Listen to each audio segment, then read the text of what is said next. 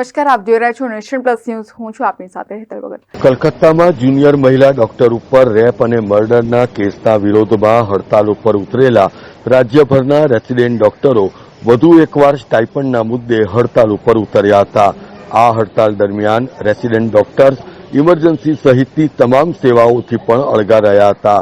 ત્યારે ગાંધીનગરમાં મુખ્યમંત્રી સાથે આંદોલનકારી તબીબોની મોડી સાંજે એક બેઠક યોજાઈ હતી, જેમાં મુખ્યમંત્રી ભૂપેન્દ્ર પટેલ સાથે રાજ્યના ઇન્ટર્ન અને જુનિયર તબીબોની બેઠક હકારાત્મક રહેતા રાજ્યમાં 2 દિવસથી ચાલી રહેલી તબીબી હડતાલનો અંત આવ્યો છે.